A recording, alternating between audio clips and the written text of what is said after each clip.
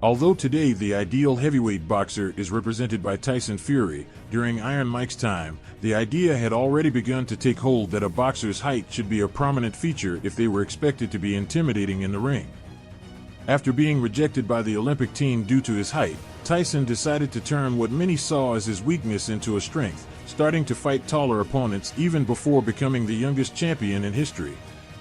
You probably remember how Tyson dominated Samoan Peter or the imposing Cuban José Ribalta.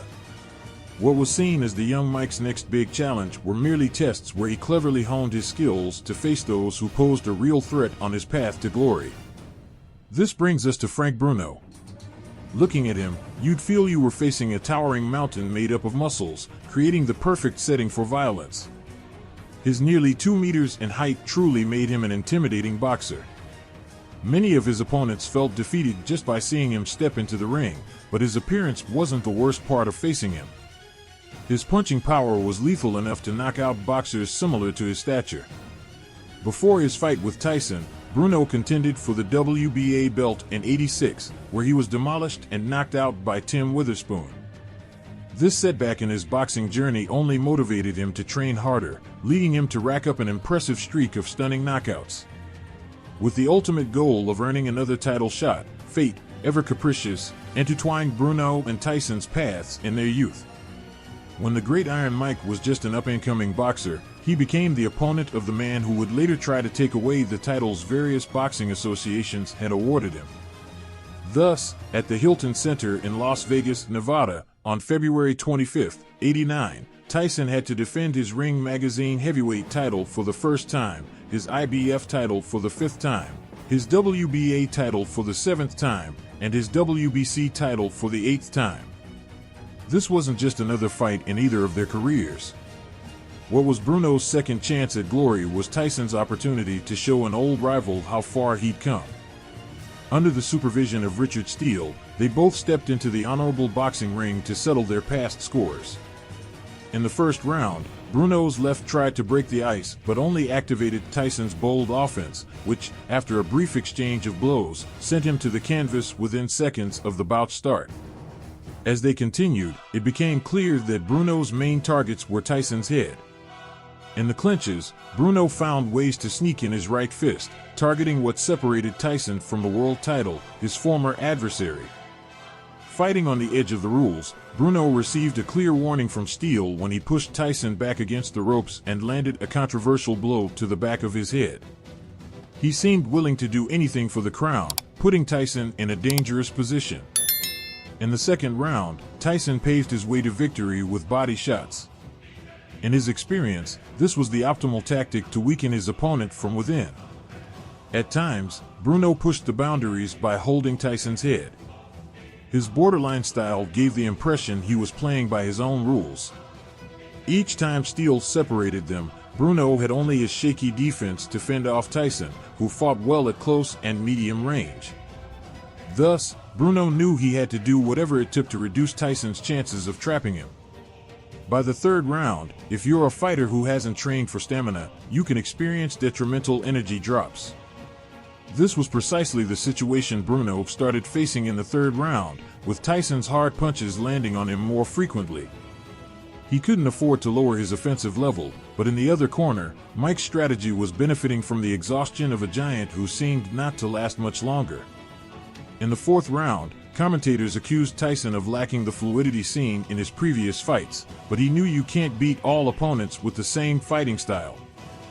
Bit by bit, Iron Mike's punches wore down the rock represented by Bruno on his way to another victory. By the fourth round, Bruno began to clinch to avoid drowning in the immense sea of Tyson's fighting spirit, which had started to be expelled from his trembling body. Tyson received fewer, weaker punches. During the clinches Bruno initiated, this signaled to him that his opponent was running out of the energy he started the fight with. In his mind, it was the perfect time to unleash heavy artillery. In the fifth round, from the get-go, Bruno charged at Tyson only to be repelled, pushed against the ropes, and the target of a couple of punches. The message Tyson sent was clear: "I've come here to fight." His fighting style was now belligerent, and he wasn't holding back just because his opponent wasn't up to his level. Having more than half of the rounds left and going into survival mode risked losing the fight, but Bruno seemed to ignore this fact. Although he had managed to frustrate Tyson in the early rounds, now it seemed he just wanted to test himself on how much pressure he could endure before breaking. Taking his time, Mike showcased his greatness by executing a combination that set the stage for the unexpected climax of the night. Setting aside his intention to weaken Bruno with body shots, Tyson went straight for the head, making the towering muscle mountain dance around the ring. Bruno was left against the ropes at the mercy of Tyson's blows. Only 10 seconds remained for him to survive, but Steele noticed Bruno was unable to defend himself. Tyson had knocked out his inner warrior, leaving only a hollow shell of the massive fighter standing by inertia. Thus, with 5 seconds left in the round, the Great Iron Mike successfully defended his titles once again, declared the winner by technical knockout. The rivalry between Bruno and Tyson continued for years. Once again, fate's whims forced them into the honorable boxing ring to measure their strengths in '96. With more experience and maturity, Bruno fought to be the one leaving the ring victorious. What happened? That story belongs to another chapter. After the fight between Mike Tyson and Frank Bruno, there were various reactions and comments in the post-fight interviews. Tyson was efficient and brutal, destroying Bruno in the 5th round and retaining his WBA, WBC, IBF, and the ring heavyweight titles. Bruno had a fleeting moment when he landed 2 strong right punches on Iron Mike. Regarding how this fight influenced their careers, after the victory against Bruno, Tyson knocked out Carl Williams in the 1st round. Following the 1-round destruction of Williams, Iron Mike was involved in the most shocking upset in heavyweight history, losing to Buster Douglas. Despite losses to Evander Holyfield and Lennox Lewis and disappointing defeats towards the end of his career against Danny Williams and Kevin McBride, Tyson's place in boxing folklore as one of the greatest heavyweights of all time is assured. Tyson was 22 years and 7 months old at the time of the fight, while Bruno was 27 years and 3 months.